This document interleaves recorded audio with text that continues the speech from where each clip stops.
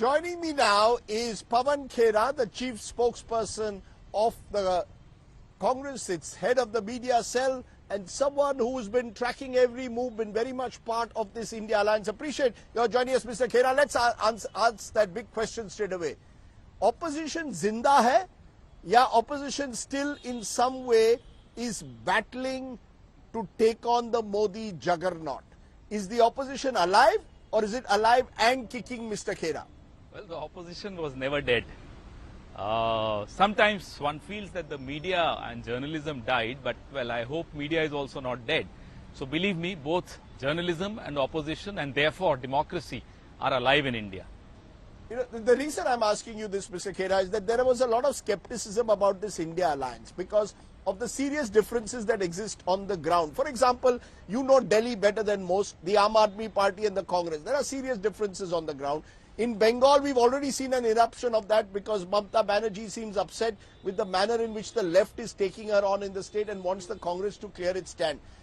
Do you believe that what we've seen in the last 24 hours, the formation of this coordination committee, formation of various election strategy committees, other committees down the line, suggests that you've got your act together, or are you still work in progress?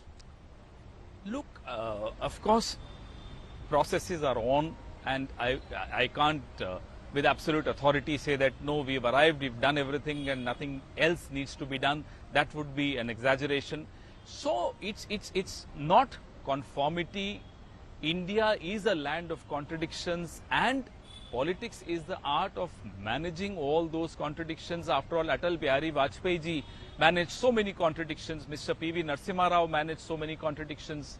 Dr. Manmohan Singh managed all those contradictions. It's only Mr. Narendra Modi who wants to see India and India's politics and democracy from one lens, one PM, one lens, one industrialist. You know, everything has to be one. He wants conformity. No, that's not how India is. That's not how India's politics can ever be, and it should not ever be. You know, the reason I'm asking you this, it seems that your alliance is still obsessed with Modi. The BJP says you have a sole agenda, Modi Hatao. What's your message beyond Modi Hatao? At the end of the day, you're going to have to give your own positive message to the people of India. Why should they just, Rajdeep, is it only about Modi Hatao? Rajdeep, what does Mr. Narendra Modi signify or stand for or symbolize? He symbolizes all that is going wrong for the last 9 years in this country, be it border security, be it unemployment, be it price rise, be it the collapse of the MSME sector, be it Mahila Suraksha. You name it and there is Mr. Narendra Modi, because I'm sorry, he's running a one-man government. So if it's a one-man government, you want us to hold poor JP Nadda responsible for anything? I mean, poor Nadda ji doesn't know what's happening in his own party's government. So obviously it is Mr. Modi. Now, if Mr. Modi wants to feel all important that, oh, the opposition is only talking about me, but my dear friend, Mr. Modi is always only talking about himself. So obviously we are taking him on. You know, the fact is, Mr. Khera, when you go to an electorate, you have to also offer them a positive message. I have still not got the message clear of the India alliance. When I heard the speeches, most of them say Mr. Modi is a dictator. The word, India is moving towards a dictatorship. That seems to be almost reminiscent of how the Janata Party took on Indira Gandhi after the emergency. Are you saying that what we are seeing today is reminiscent of that 1975 to 77 moment in Indian politics, which has brought all these divergent parties together? Or is it an existential crisis? These parties fear for their future, hence they are coming together. Rajdeep, for the last 9 years, here is the man who has now 303 seats in parliament.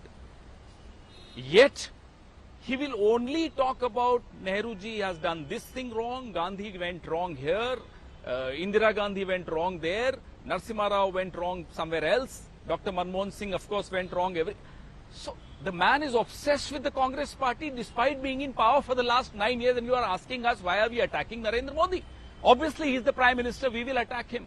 Now 50% of politics is attacking the man in power, the incumbent government, and the other 50% at the right time will be unveiled, which is our positive agenda. That's how political campaigns are across all democracies. But one of the challenges will be seat sharing. Your resolution today says seat sharing will start immediately. Let's again look at Delhi. 7 seats on offer. The Aam Aadmi Party believes it is party number 1 of Delhi, it's in power. The Congress believes that the Aam Aadmi Party has worked against the Congress interests in Delhi. You have a similar vote bank. How do you work on this? Do you believe that's the last stage? The nitty-gritty of seat sharing, will it happen? Do you really believe that Arvind Kejriwal and Rahul Gandhi will be able to do joint rallies as is being spoken of? Is that actually going to happen according to you? Well, you have seen such nitty-gritties being worked upon even in the past.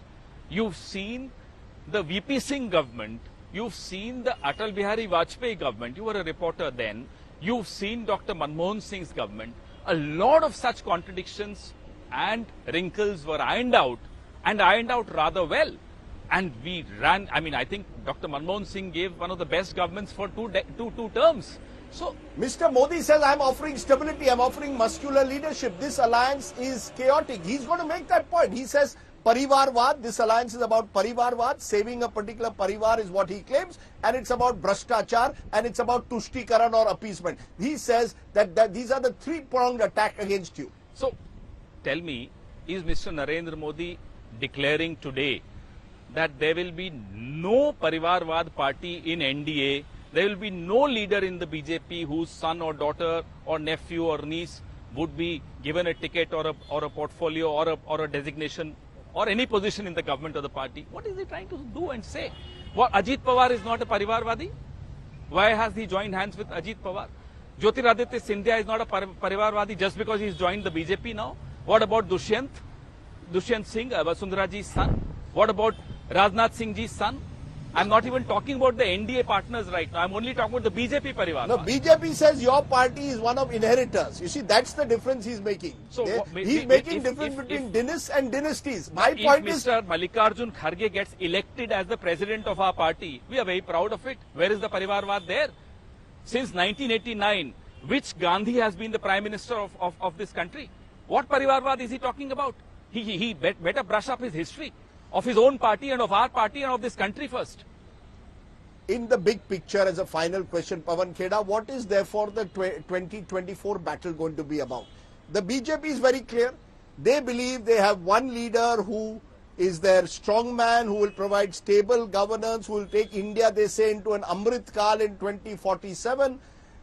What is your counter to that entire narrative of Amrit Kal, of Mr. Modi as providing stable, strong leadership? Rajdeep, this country, the country's institutions, the country's youth, the country's underprivileged sections, the country's middle class needs healing. Now, what kind of stability and what do we do with that stability or with that so-called Amrit Kal, which is only there for one nation, one industrialist, one nation, one party, one nation, one language, one nation, one dressing style, one nation, one food habit? What are we talking about? You're saying one nation, one industrialist. So you're saying that what Rahul Gandhi has said about Gautam Adani will be taken up by all the other parties? Will they be as vociferous as Rahul Gandhi has been? It is the country's concern that all its resources are being given away to one industrialist. Obviously, it is a concern everybody shares. It's within a concern your which an Team unemployed India, youth also of the country shares. All Everybody, your Team India parties will make these issues. Absolutely. Absolutely. Pawan Khera, therefore, what you're telling me is you believe a major step forward has been taken by your alliance today, crafting it. I believe that there will be a big public meeting on October 2nd to kick off the campaign. We'll see how much of these points that you're making are raised by your leaders. But clearly, as I said, opposition zinda hai, it appears. Rajdeep, yes. One nation, one mistake, and that mistake will be undone by India Alliance. And that mistake is Narendra Modi. Okay. Modi Hatao is clearly how the opposition is seeing 2024. Now,